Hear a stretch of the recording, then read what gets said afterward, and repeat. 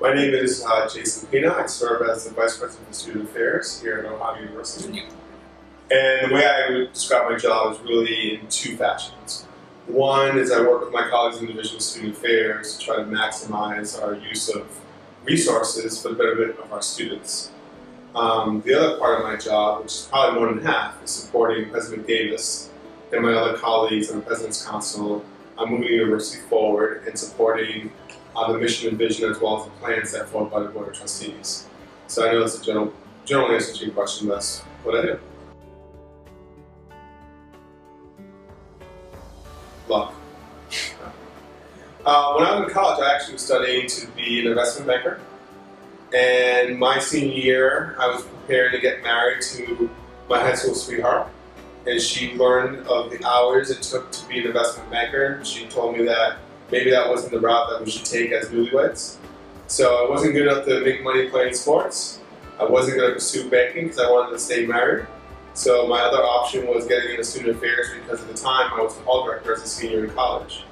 So I started pursuing that. I went to graduate school in education relationship and higher ed administration, and started really dabbling in a lot of different functional areas within student affairs to figure out what was a good match between my skills and passions and the needs of students. So that's what generally led me to the role I have today.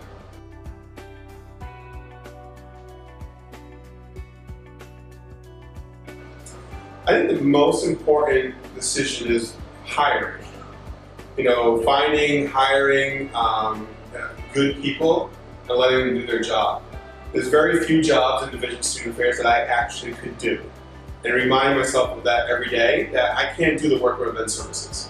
I can't run a light bulb, I can't do sound, but those are really important parts of how we create a positive student experience. So making sure that I have folks that work at the university that are able to support our students and able to support the university itself is really my primary job. The other piece is trying to ask questions that are not at the table. What I mean by that is that I have a lot of meetings all day, most of the night, and I always try to think about, there's probably someone who can't be in this room right now. Sometimes it's students, sometimes it's my boss. But what kind of questions do I need to ask to get those answers from my colleagues so we can have the best solutions to issues that we're trying to tackle as a group?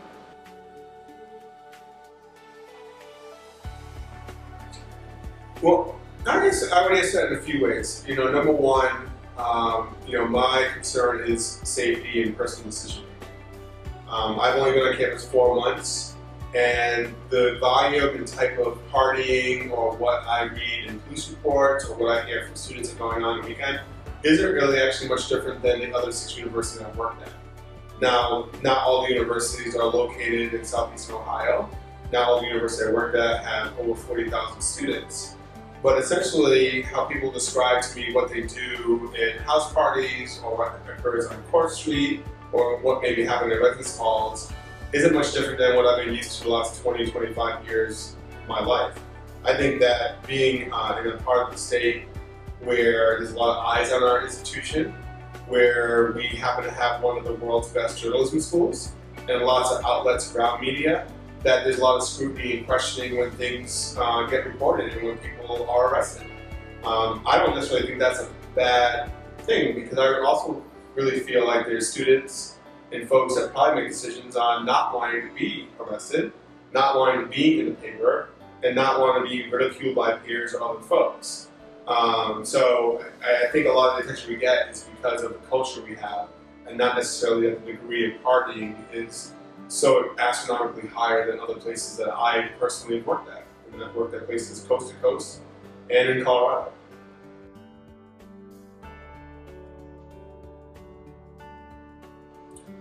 Biggest struggle? That's a great question. I've had a lot. I would say, currently for me is I make a lot of decisions at work and at home that impact people, not today, but years to come. And a lot of times I have to make decisions that I'll never truly see the impact of. So there's times where I take this leap of faith, right? Decisions I make that may impact students 20 years from now, I have to make today. And I may not get credit or blame for those, but those decisions are almost as important as decisions I make that impact folks on this campus this weekend. So that's certainly something I struggle with a lot, because I'm just one person. So I'm completely committed to trying to find more folks that are going to challenge me and push me, have counter arguments to maybe something I believe, just to make sure that if I had to make a final decision, this is maybe the best decision I can make at the time for the future.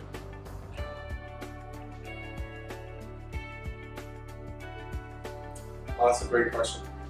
So, for me, being a Bobcat is a commitment.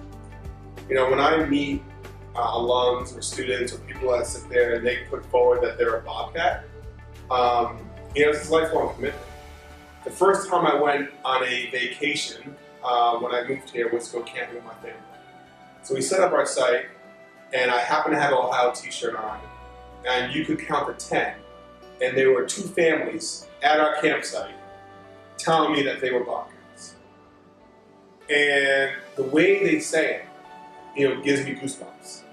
Because there's so much there to unpack. There's so much there that it's either what happened to them from an educational standpoint or a social standpoint, the pride they have of how the school's grown and changed since they were students here. I've never experienced that anywhere I've ever been. Coming here for Black Alumni Reunion, which only happens every 3 years, or homecoming was just completed, and just sitting and listening to the stories. And it's not really the content, it's the way they deliver it. Yeah, so I think for me, I look at the issue between hate and hateful speech. It's clearly defined in our country today what hate speech actually is and what it's not. So, I think one piece is that I struggle with and really want to engage students with. When you talk about hate speech, that's a legal piece. Hateful speech can hurt, and it can make people feel a certain way. And that's something we have to contend with a lot deeper. And the way I really describe it is, if someone wrote the N-word on the side of the hall, which is where I work, I would definitely take that as hateful speech. I wouldn't want to see that. I wouldn't want my 11-year-old son to see it when he comes to visit me. I want it off the wall immediately. It has an impact on me when that word's used like that on the wall. If people aren't putting it on the wall because I work in this building and they're just saying, "What's up?" That's not hate speech. But if the same person wrote on the wall that, "Jason Pina, you are the N-word, and I'm going to find you, and I'm going to do X, Y, and Z to you," that's something I would report to the police, and that is hate speech. And I hope that that person is caught before they're able to execute and threaten me with that X, Y, and Z situation. So I think one is just understanding the difference between those 2 pieces. The second piece of it is that we can't always just respond to what we perceive as hateful speech with wanting to squash it. Because people have lost their lives. They've spent days and years in jail. They had their rights given to them, taken back in this country, fighting for our ability to say what we feel and say what we want to say in this community. And I also, so I think that when I say certain things in this community, there's people that don't like Black folks that take it as super negative. And it can be, in my mind, pretty innocuous. And I need to give them space. But when I talk about diversity and inclusion, I actually need to be inclusive. I can't just be inclusive to protect the people that believe the way I believe and say, if you don't believe this, you can't be at my table, you can't be part of this discussion. Because I believe that's one of the reasons why we have such a bifurcated community in some respects. You see it playing out politically, is that we won't invite each other to the table and have discussions. There's a Covey, an author who's passed away, he talks about seek first to understand before being understood.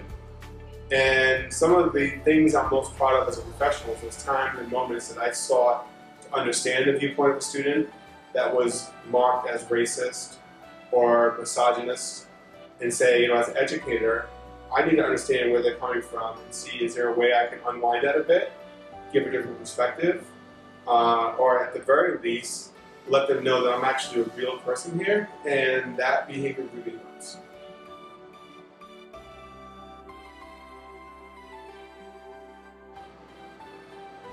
It's a number of them. When I was 19 and I was hired by the RA, as an RA, my Jamie Patton, assistant dean of students here, so the assistant dean of students where I went to school, he told me that with relationship comes grace. And if you have a relationship with your colleagues, with your residents, when you mess up, they'll be willing to forgive you. If you're distant, if you act like you're high and mighty and you mess up, then you're not necessarily going to get the grace that you need to be human. So I've never forgotten that.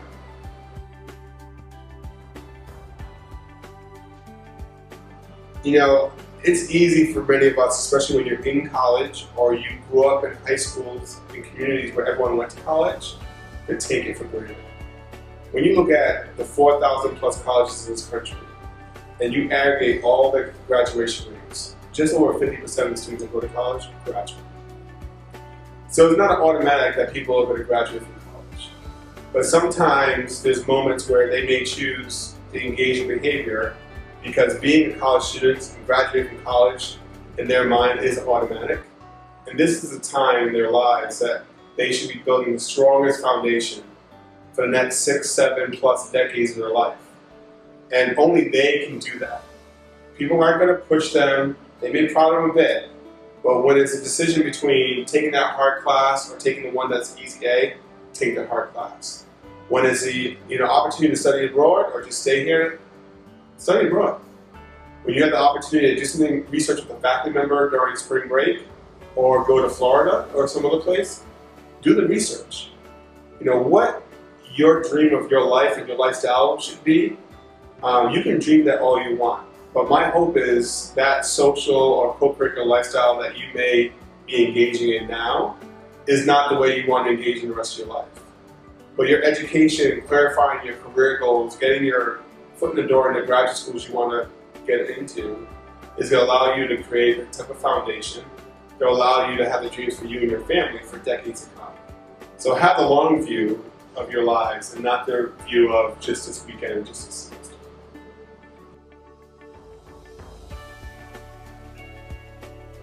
For me, the community at Ohio University it's really special. I would say that, let me tell a story. When I was a finalist for this job, I received an email, 2 emails from alums.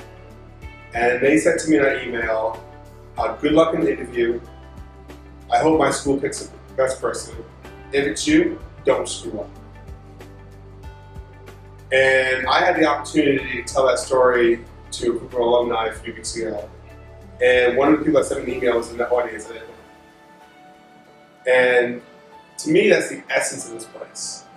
They want the very best for this place, and these are friends. And they're like, don't screw up my place. When I come back to the bricks, I want it to be the OU I remember. What I love telling students and other people that aren't from around here is during the week I feel like I serve students. And on the weekend when I'm running my errands and doing my thing in town, students are serving me. And I think that's the best part of our community. When you sit down and ask people who work here, who are lifelong folks in Southeastern Ohio, what this place means to them, and people shut up and just listen, you hear about getting a job here changing their lives, changing their families' lives. Children coming to school here as children of employees who never imagined the opportunity to go to college. And we have hundreds of those stories at this university. That's something I haven't experienced. I'm used to students telling me where they've come from, Cleveland or Columbus or a farm where no one within hundreds and hundreds and hundreds of acres even thought about going to college, and how coming here has changed their lives. I get that, and those are powerful stories. But when you have someone that's lived their whole life, and they're 50, 60 years old, and they live 5 miles from here, and they know this place exists, and they can articulate how this has become where they've gotten their education, their social scene, their outlets for creativity, and health insurance, and education for their kids. And you just see their faces. Almost every single time when I hear a story, I cry. Because I have a small part to play in it. And that's why this place is so special.